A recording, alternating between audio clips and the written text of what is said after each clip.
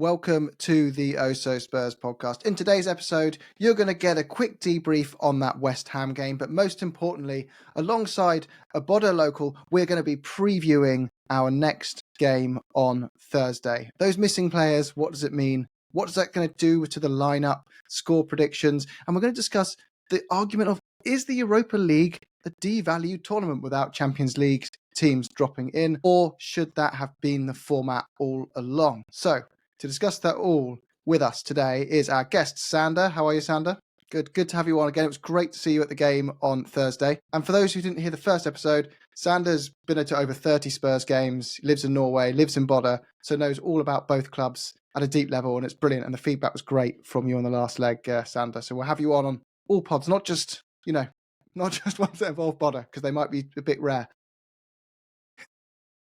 From our regulars, we have Sai. How are you, Sai? Yeah, very good, mate. Very good. Good to see you. Good to see you too. And we have Stu. How are you, Stu? Very good. Good to see you all. Good to see you too. Good to see you too. So, guys, we'll just spend a couple of minutes each on the West Ham game.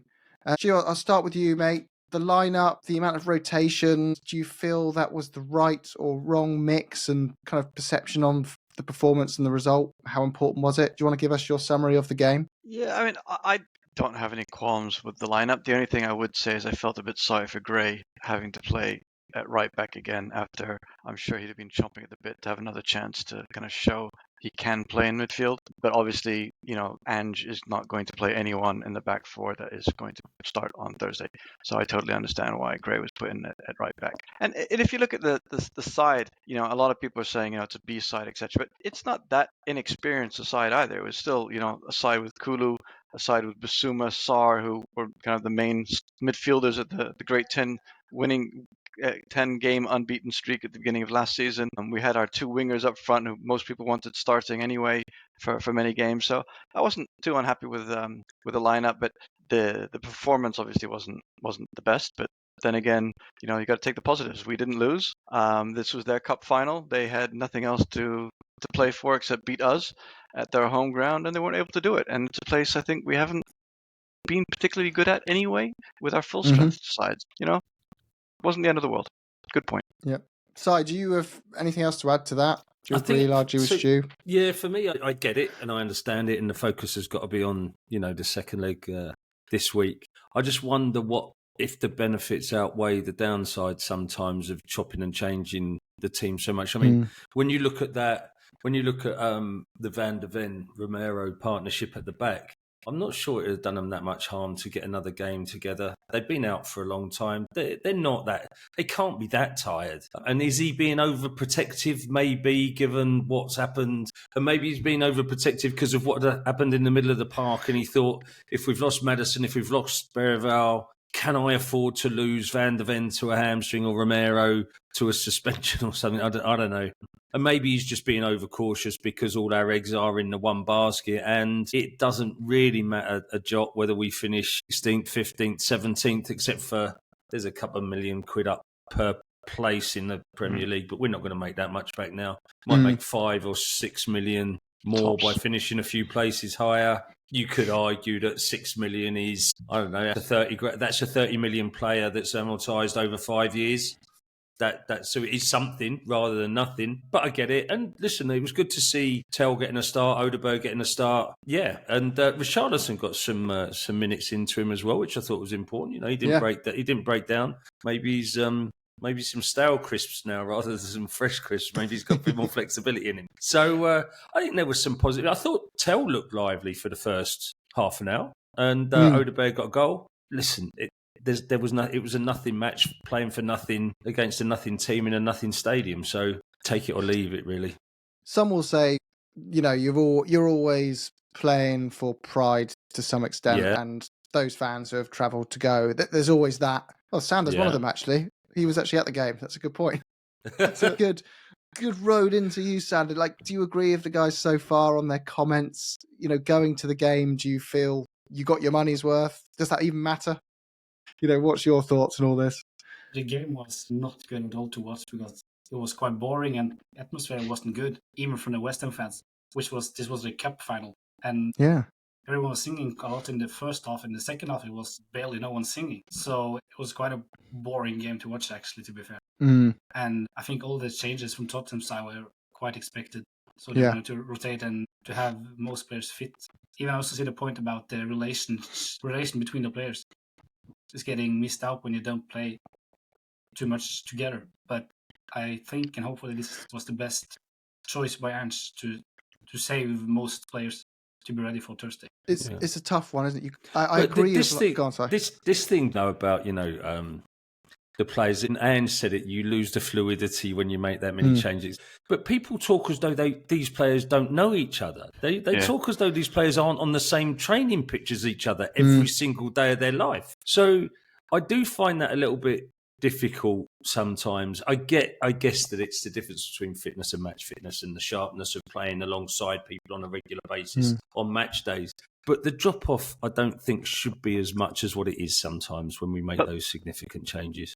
Yeah, I agree. And I would also say, if you look at the actual lineup, that back four has played together quite a few times, I'm sure of it. Danso and Davis, Gray and Spence. Yeah. And Bissouma, Kulu and Sarr played together. And maybe just the front three was the only one, which... But they look the liveliest of the whole pitch. Exactly. And they were the ones who were giving the most effort. And I also think that, it's what I was kind of arguing with people in the group chat before the game, that I wasn't happy with people saying it's fine if we lose. I was fine with, if we lost, I wouldn't have lost I won't say the word, but I wouldn't have lost it if we'd lost. But I don't like the attitude. I still think, there's still 11 players out there who are top players who should be playing for pride and should be playing to try to force themselves into that starting place. And that I was maybe a little bit disappointed by. I didn't see really much of it. Like Spence, I don't know if you guys agree, but Spence, since the other two have got fit and he's been clearly dropped straight away by Ange, like a hot potato, he seems to have dropped performances as well. And I wonder if that's as a consequence of him thinking, I've played great and I've been dropped, and his attitude's not been great since. Yeah, I guess it's one of those where we'll all have an opinion on that, and only one man knows the answer. Well, only two people know the answer. Well, probably only one, Jed Spence himself. Because technically, even the manager might not truly know how that player is feeling. But it could be, like you're saying, that would make complete sense and is definitely a possibility. But as is Spence being in just worse form, or Spence having to play in a team that is a drop-off in quality because it's 10 players. Out of that whole 11, we were saying before, not our strongest 11. Ange Postecoglou's first choice 11 probably only has Vicario in when everyone's fit out of that team, right? Because it's Udogie, Van der Ven, Romero, Porro, Bentancur, Burival, Son, Maddison, Johnson, Blanky, right? Probably. That's 10 players. You could argue Decky, couldn't you? You could argue Kulu on the right instead of Johnson, maybe. Or maybe Decky instead of Maddison. Yeah, depending on the type of game. But I take your point. Yeah. And that might have just been like, when you're making runs and your teammates not picking up on certain things because they're not as good as the person. It could just be a mix of that. We don't know. But it's interesting that we were all so blown. Well, he is such a good player. We're all blown away by Spence and how much he helped us in that tough period. Destiny's coming and everyone's gone. The initial reaction was, what on earth are you doing? And Man City want Destiny Udogie. Suddenly winning man of the match performances. You're like, how? It's a good problem to have, but a fair play to Destiny. I think we've got to shout out to him that his rival for his position has done everything right and he's still managed to keep them out of the team. That's what healthy competition does for you, right? Yeah, exactly. Yeah, so I think that was it on the West Ham game. I know I mentioned the atmosphere there, Sander. I would just say I did text one of my West Ham mates who I love to wind up. Because we can always seem to wind them up. Even when we're rubbish, there always seems to be one place behind us.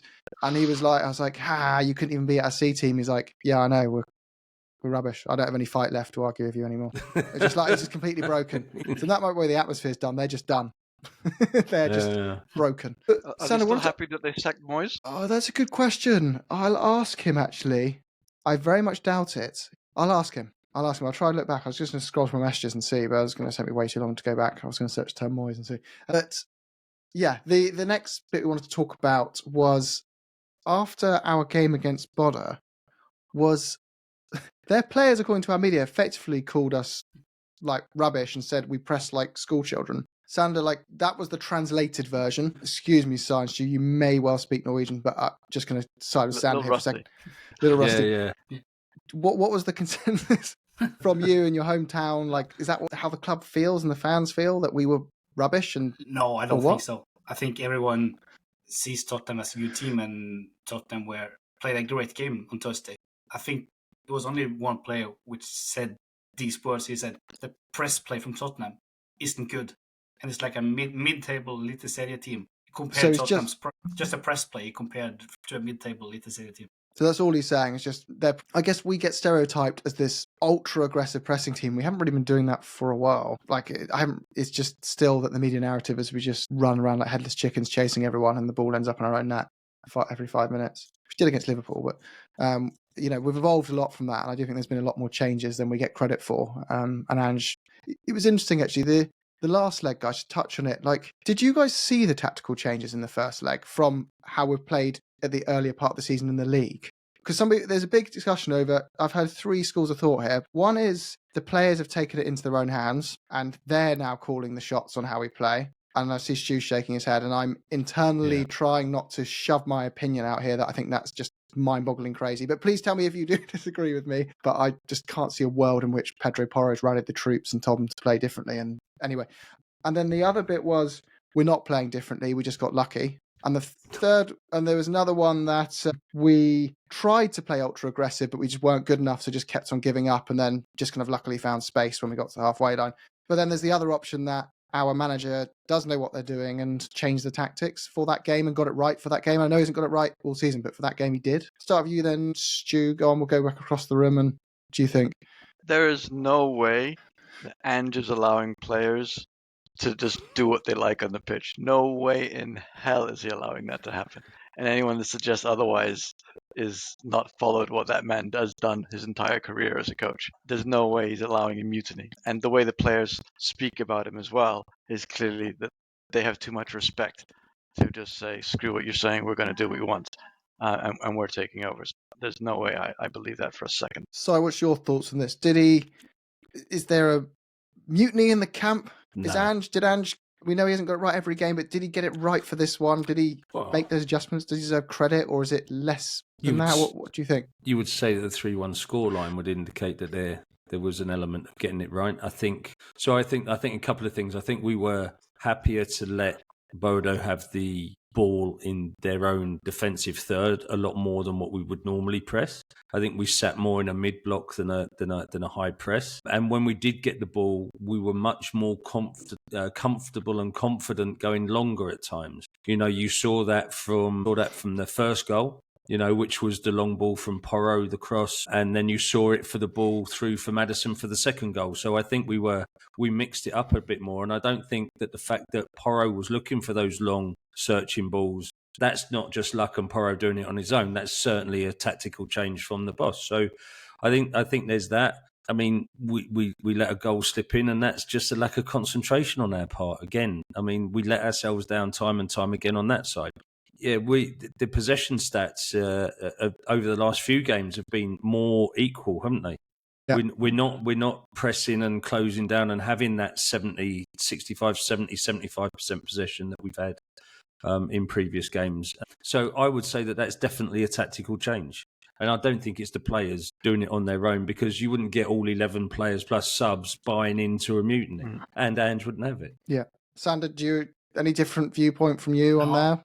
No, I totally agree with the other guys. And I also think Ange has a big respect for Glimt. He's lost to them 2 times before at Celtic, and I think he was prepared. What are they meeting? How do Glimt want to play? And I think he changed his mind based on... Yeah, I agree. It does feel like he's already had the humbling from them, so it's kind of like, I'm not making that mistake again. I'm not going to just bomb forward and get slapped on the counter this time. I think it just doesn't fit the narrative for everyone who's got their mind made up about Ange, that he's a tactical buffoon, that he's clever enough to change his tactics and change the way we play. Well, it's JJ's view as a coach who coaches coaches. I think I got your job right if listening, JJ. I won't go into that right now. But he said, like, effectively, when it happens that many times, i.e. the fullbacks pushing up and suddenly stopping and every player coming to a halt, it looks like a coach decision. It's a conscious decision. It's not a natural follow your instincts. It's I'm told not to do this. It felt like that. And when it happens not once, twice, 3 times, but several times, it looks like a coached part of the plan. And he had this brilliant term he used called a faux press, and it was like a faux counter press that had been created. So we pushed the fullbacks up, and the opposition are going, here come Tottenham, great, all part of our game plan. Let them attack down the flank now. Get ready to win the ball back. You know, our wingers are going to get ready to run those positions and exploit that pace behind. And we just come to a stop, and they go, they didn't make the run. Who are we tracking back? There's no one to track back. Wait, this isn't going to plan. And the whole point of that is then they press us, they stop and run at us. We've turned our attack into a counter-attack from the halfway line without them kind of even realising what we've done. And then suddenly we're 2 seconds later in their box, and we were the ones 50 seconds in with a goal.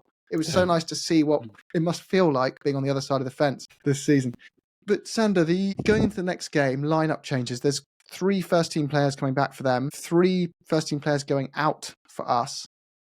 So that's quite some significant changes. But in terms of the ones coming in for them, do we expect a different approach to the game by them? Any players in particular that they're coming back we need to be conscious of? Absolutely. And the 2 players who are out are 2 technical players who want to have the ball. So I think now Bodø can control the ball even more as they did at Tottenham Hotspur Stadium. So I think it's Tottenham gonna be played quite low in the field. Maybe they can do some of the same tactics, which are getting Bodø up the field, and then Tottenham could do the counter-attacks. So you think we should sit back deep and let them play at us and counter them? I don't think we have any choice, actually, because I think Bodø know how they believe. They want to go out and play. They want to have the ball, and I think Bodø's going to have most of the ball throughout the game. Yeah, I'm just looking at their home form in the league as well as in Europe. It's 31 wins from 36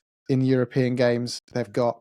And out of those 5 other games, I think 3 were draws. So they are no mugs, I think, is the expression that you use. I was going to ask is this, I mean, normally they tend to play in the winter months, which obviously makes it easier for them versus kind of the soft Southern European. I mean, everybody's a soft Southern European versus them who goes to visit. Would you say that maybe playing in May, we won't be as impacted as much, or it's still going to be absolutely freezing compared to what the players are used to? Now the forecast is quite good. It's 10 degrees and some rain, so it's not a big difference as if we play them in January or February.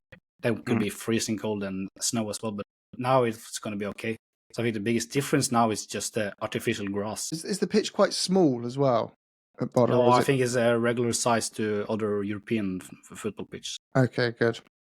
That's good to hear. But you mentioned before they really grease up the pitch, loads and loads of water, make that ball zip around much more quickly than what our players will be used to. So again, losing those technical players, you want players with a great first touch and technical ability when you're talking about a ball zipping around the place. Oh. You kind of don't want Sarr doing a heavy touch and then trying to make up for it with a heavy run, do you? It's easier now to control the ball on the ground. Yeah. So do we expect changes in the lineup from our side, do you think? Well, I think, looking at who was out last Thursday, well, Madison's definitely not going to be there. Berryvale's not coming back. I think the back line goes back to the back line. Then you got a question so who comes into that midfield then? So Bentancur comes back. Do you play Bissouma and Sarr?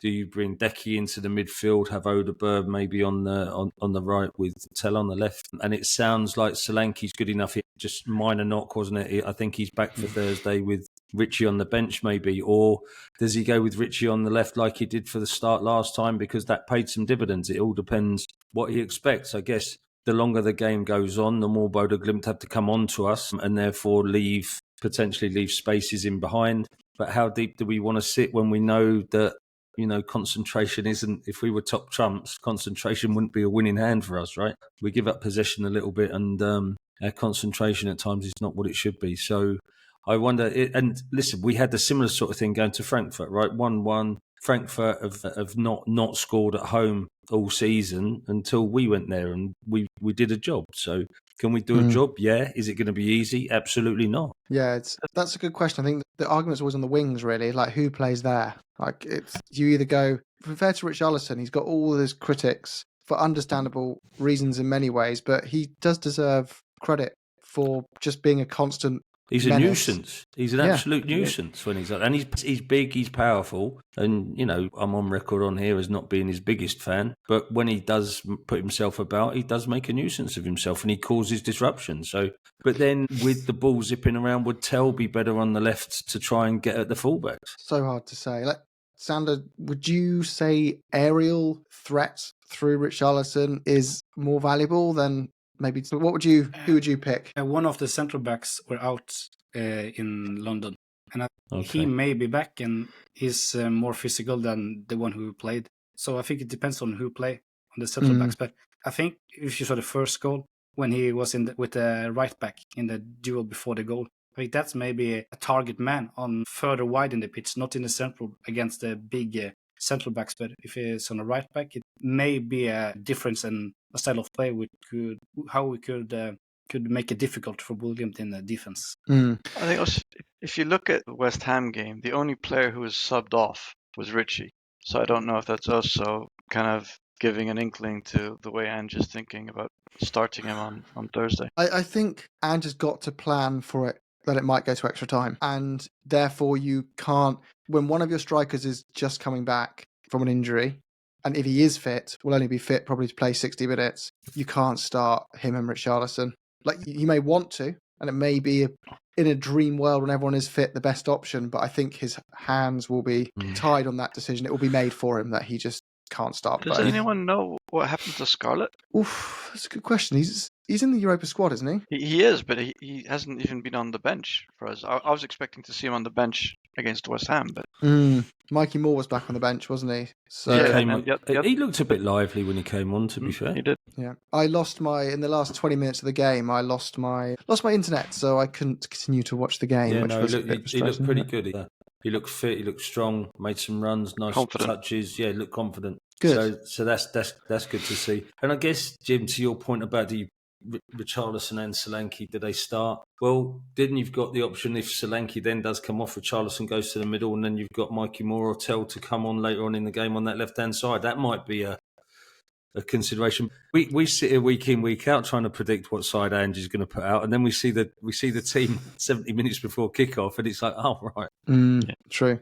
Well, another obviously advantage we took great advantage of in the first leg was an atmosphere that was just incredible. And Sandra and I were saying before we hit record, like, that game was in a valid conversation of possibly being the best ever I've ever seen at a home game for Spurs ever. Like, it's in the argument, but now there's going to be others. For sure. Like, you can't measure it, right? And different age groups, different times following games, blah blah blah. So yeah, I'm sure someone's got. Actually, in the comments, let us know the best atmosphere you've ever witnessed following Spurs, home or away. In the comments, do share. But it really was special, wasn't it? I thought we should just quickly touch on that. Did you think the all-white thing helped as well, guys? Everyone wearing white? We don't normally do that at Spurs. I think there's multi-factors at play, Jim. So there was the first factor was on the way to the ground, walking down from Seven Sisters and then getting into the South Stand, there was just generally a feeling. Now, whether that was because the club had communicated what was going to happen, they wanted an atmosphere, and there was a lot of white tops and white shirts around, maybe that helped, but there was just a general feeling. And on the concourse before, I haven't heard singing like that in the South Stand for, I don't know if I've ever heard it like that before a game before. I've heard it after a game. And then I think you've got to give some credit to THFC Flags and the club for what they did in terms of, every outside of the South Stand, every single seat in the ground had the flag on it. And every single person that was around me had that flag in their hands and was singing When the Spurs. And the Tifo looked really good. And when you see the photos of the Tifo face on, it looked really, really strong, especially when you saw it next to the Arsenal Tifo the night before, which was somewhat embarrassing for them. But then I also think that scoring after 38 seconds, it gives the crowd something else to get into, right? And then it just kept going from there. And after the game as well, the atmosphere was great. So I think it's a multiple thing. But yeah, I can't. There's games where I can remember elements of the day being as good as that, but I can't remember one that was from start to finish as good as that. But it was even when I walked in, right, and I saw you guys and everyone else, and like it was just like a pile of blokes who stunk of BO were dripping in sweat because of the sun, covered in beer because everyone was sloshing all over each other. Everyone had the biggest smiles on their faces. Everyone was singing. Everyone was enjoying themselves. It was a bank holiday weekend. Spurs were in a semi-final. You know, it was like the game we all knew we just had to make the most of because the league games have just less to get G'd up about. Yeah. The all-white thing helped. The TIFO helped. Yeah. Put a shout. I don't know if they organised something because I've just in the day, so apologies if I didn't mention it, but Return of the Shelf guys, I know they put a lot of effort into helping the game, so I'm sure they did some initiatives. All those things just come to head. Sander, you mentioned your dad as well, like almost brought a tear to his eye when the players were coming out, right? Yeah, and it was, of course, extra special for us, since we are from Norway, we are from Bodø, to see our hometown club plays against our favorite team. So it was a completely special feeling. And he was there against Nottingham Forest as well, the other weekend. And brilliant. Great. The atmosphere was awful. Everyone was like not optimistic at all. So they don't have any expectations against Nottingham Forest. And we took the train to White Hart Lane station, and he said at once, this is a completely different atmosphere. Mm-hmm. We just left the train. So as you said, people were smiling, they were optimistic, they have hopes, and that's a change from the rest of the season. Yeah, it was really special, and it just goes to show we can do it. But we also do live in a world of rose-tinted glasses. I think when we look back at like the old White Hart Lane, we're like, it was always rocking. It wasn't, mate. It wasn't. There were times where that was like a morgue. I've been going through my old videos on my phone, and I've like pretty much aside from the last season there in the finale where we went unbeaten, I was watching ones of like us building up to a free kick against Man United, and it's just dead. It's like one voice, "Come on, Spurs!" and then just quiet again. You're like, but yeah. Northern Derby's always great. How did it come across on the broadcast, Stu, when you were watching it? Did it come across like the atmosphere was strong? No, so I had to watch on my phone because I was in Burnley. I was in Burnley. Yeah, and so I went with my cousin trying to find a pub, and obviously in the Northwest they were all showing the Man U game. So I was sat there with that game on the big screens all around me, and me with my phone on the pub table, so I couldn't really hear it. Fair enough. It's magical day. Hopefully more of them to come. One even better one in the final. Talking of the Europa League, actually we'll do some score predictions before we go on to the final topic of the. I've been triggered. I must admit, I put this question because I've been triggered. And you guys, please disagree with me if you want on this topic. It's absolutely fine. We want honest, integral answers. It was just around the view that this run doesn't count as much because Champions League teams aren't dropping into Europa, and Ange has kind of just been fortunate with good, easy fixtures to get where we are, and any manager could have done it. And that got my back up, and I got quite defensive with that, and I'll explain why and get your counter-arguments if you've got counter-arguments to that in a second. But the final thing was to do that, just get some... Or should we do score predictions at the end? Do you want to go on that and go on score predictions at the end? Let's do score predictions. We should do lineup predictions, then score prediction. So we started on the lineup predictions. Sai's done his. Sander, you've done yours, I believe. So Stu, did you have any changes to your side on that before we go to scores? No. I mean, same as pretty much everyone, I think. Lineup predictions are done. There you go. Score predictions then, Stu. We'll go on. We'll start. No, let's go on to the Europa Cup topic, shall we? And finish the score. Yeah. So, yeah, Stu, you just spoke. I'll start with you, mate. What are your views on that? That the competition is the competition? It's kind of a multifaceted question. Is the competition less valuable now? And has the second part of the question that people are arguing about is: are we, because of that, where we are, and that credit doesn't go to the players or manager as much, but because the fixtures have been easier? I realize that as I'm getting older, I really am becoming a grumpy old man, because I remember my dad always complaining about the Champions League having non-champions in it, and then him also complaining about why our team's getting a second chance by, they fail and then they're allowed to drop into another competition and try and win that at a later stage after the other teams have already been knocked out. And me at the time was thinking, what are you whinging about? Now I'm thinking, he's right. Why should teams from the Champions League who lose get another bite of the apple? So, maybe technically it's true. It's not as hard to win on paper as it was in the past. I mean, let's be realistic. But I don't think it takes anything away from the fact that it's still a European trophy. We're still playing against sides which are doing well in their leagues. The side we're playing this week are going to be probably champions of Norway. Didn't they get knocked out of the qualifying for the Champions League at the beginning of the season? They were in the Champions League before. That Lazio are always going to be there fighting for the top of the table. These are no mugs in the competition anyway. So I don't hold any water with anyone who says it's a devalued competition. Yeah. I think there's two things can be true. Is there the perception of that because you don't have the parachute in from the Champions League group stages potentially? But then have a look at some of the teams that are in the Europa League this year and how they're performing. Olympiacos, well clear at the top of the Greek league. Bucharest, well clear at the top of their league. Ajax, well clear at the top of their league. Galatasaray, well clear at the top of their league. Ferencvaros, well clear at the top of their league. Exactly. So actually, you've got this year's champions sitting in that group. So I think it's just a lazy statement. I think that the teams that drop out of the Champions League are probably Europa level teams anyway. Do you agree, Sander? What's your views? And I also think that even who wins, they win, and in 2-3 years, people will forget about who we met throughout the tournament. But I also see the arguments about the level of the tournament now is lower now because we didn't get teams like Man City down from the Champions League. But I also think that UEFA has 3 tournaments now, and it's maybe more fair to keep them separate than mixing that all together.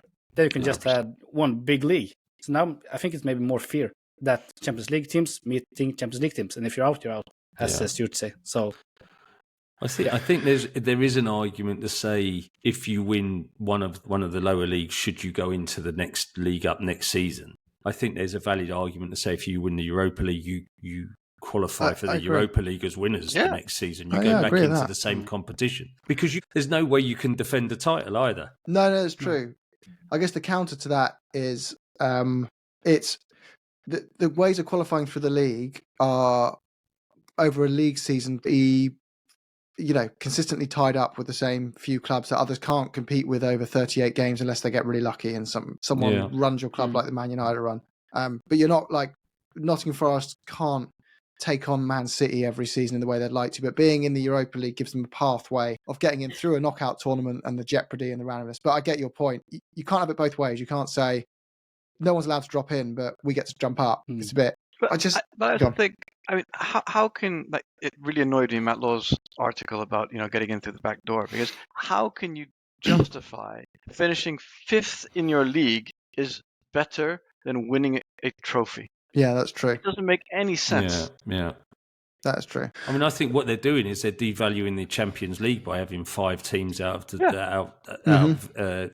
top leagues. Two countries get five teams in from now, depending on the coefficient, right? So, and depending on who wins your cups in your country, you could end up at times having 6 or 7 teams in the Champions League, and that doesn't feel right either. If you think about it, just by the name called the Champions League, it should be open for who wins your domestic cups and who wins your league and who wins a European trophy. Yeah. You have to be a champion to be in the Champions League. Yeah, but that's not where the money is. No, exactly. It's like the Europa League is a tier 2 competition, right? It literally is the tier 2 competition in Europe. But what is people's issue with a team that completely fairly like Spurs? We are not as big as Real Madrid. We are not as big as Bayern Munich. We are not as big as Man City. We are not as big as Liverpool. I could go on. We're not as good as PSG. They've got double the revenue, infinitely more money. We are not on a level playing field with those clubs. Why are people whinging, saying, "Oh, if you don't beat those guys, though, does it really matter?" Like it's a bit like me saying, "Who's the name of the boxer who was like a middleweight or lightweight? He's amazing. His son just played at Tottenham Hotspur Stadium. Eubank Jr. versus Ben. Eubank. Imagine if Chris Eubank were like, "Oh, Chris Eubank doesn't count. He didn't even beat Mike Tyson." It's like different categories, mate. He was still sublime and amazing for his category. Just because he didn't beat someone in a different category to him in a higher category doesn't take away any of his achievements. It's all relative to how much money you make, what you can afford to do, the size of your club. To catch up with a Man City, we'd have to win 10 back-to-back Premier League titles and several Champions Leagues in over a decade to kind of get it's making it fair. And it's so true about Ange. We haven't even won the bloody thing. We've got a really tough second leg coming up. Yeah. Our own fans are trying to devalue a fictional achievement before it's happened. And we should be proud. That's Arsenal fans' job. They do that to us. Yeah. Why are we doing it to ourselves? Compare and contrast with West Ham. They won the Conference League and celebrated like they won Europe. Yeah. And fair play to them. And we should be proud. We should be proud to be playing in this competition in the second leg of the semi-final where we've got, firm grip on getting through to the final. We should be proud of that, given the fact that we were the first English team to win in Europe. And what did we win? We won this trophy. Mm-hmm. Yep. We won the UEFA Cup. Who do we think we are? Like, our history in Europe is built on winning this exact competition. This is a proud heritage, this, by the way. And you could argue then that the UEFA Cup was harder to win then because it was second, third, and fourth in the league that went into the UEFA Cup. But we got a proud heritage here. At least we've got a European heritage, unlike that lot down the road from south of the river. We've got 0, and hopefully, at the end of Wednesday, we'll still have 0. Exactly. Inshallah. I just think the comment about our own base turning gold into turds is just so accurate. It's just everything is met with... But it didn't feel like that in the ground, did it? It didn't, and that is a correlation. And that's the thing, right? You see a lot of that online, you see a lot of that clickbait stuff, but it didn't feel like that in the ground at all. Everybody was there for one thing Thursday night, weren't they? And it's interesting, actually. Like a lot of there was the Kulusevski song about Levy, and then that followed some Levy out chants, and that's fine. By the way, the funny bit was my uncle, who hasn't been in the last couple of games, but he's seen it for years, said, "Oh gosh, this protest group have really grown because of all the Bodo fans in their yellow." I let it play out for about 5 minutes. He's like trying to read the back of the shirts, all confused. Like, I don't understand. In the end, I did have to tell him. But it's what's it going with the chat? Another thing I'm noticing is there is a massive difference in the age demographics and where you view maybe age, how long you've been supporting Spurs does vary your view on things. So I think some have different opinions of the journey and where we are in a journey. Look, equally in every camp, there's a mix of all views, but I've actually noticed there's a huge majority in the newer wave of fans who are staunchly like change the ownership. Yeah. And there's plenty through the whole pyramid of it. But just in that, I was like really amazed. I sat next to like 2 younger guys. I'm like, I get it, but I don't think you've quite. Or maybe they just only had the pain of the decline. So maybe that's why they're just. Yeah. I don't know. You can't understand it. They weren't there for the rise before the fall, were they? Yeah, so they've probably particularly frustrated. 5 years. Yeah.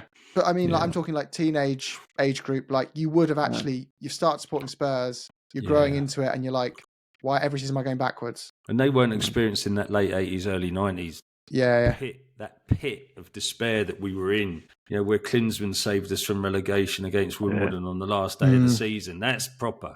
Yeah. And if you were there for that, you'd go into that stadium with those facilities and you're seeing those players and even though our league form is abysmal, you can't paint over those cracks, but there's mitigation for it, there's reasons for it. But if this is still happening at the start of next season, that's when you've got to really, he's got to have a pre-season with the squad, with a few new signings, and then you've got to give him a chance with those signings now. But it's becoming harder and harder to defend him at the moment, isn't it? Oh, yeah, it is.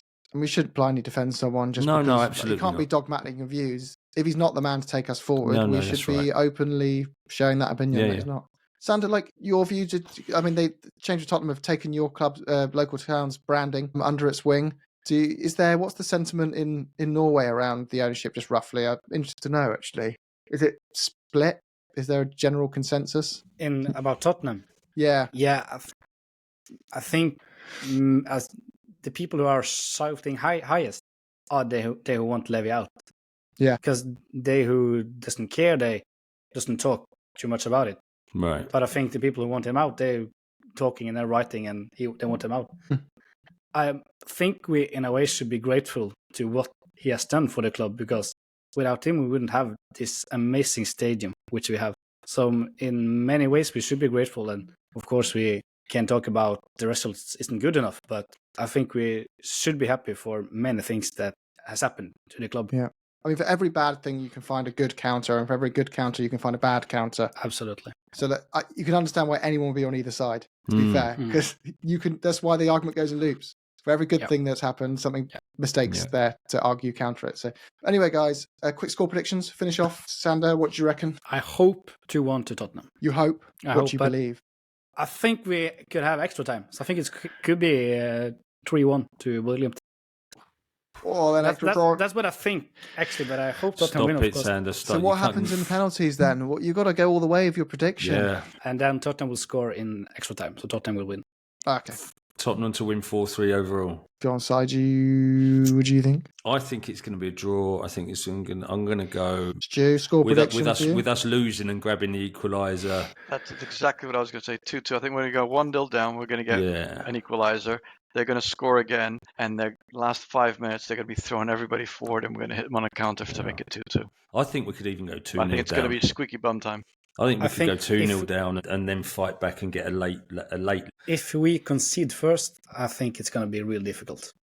I think if we go 2-0 down, I don't see us coming back. I'll be honest. But I see us going this is going to sound really pessimistic. I see us going 3-0 down by the 70th minute, getting that one goal back to get to 3-1, going into extra time, us having a stronger bench, and by the skin of our teeth, limping through the tie, and in a classic Tottenham fashion, 51% of our fan base being absolutely adulant and delighted, and 49% being absolutely miserable that the performance wasn't good enough in their eyes. And then us all arguing about it on a podcast in between. Should we just be enjoying a final being the title? Yeah. I'll let Sander correct me, but from what I've seen, I can't imagine the fan base and the atmosphere allowing a lead like that to get away from them. I think they're going to be crazy if Glimt is going to lead by 3 goals. Yeah. Well, there's a lot of believe.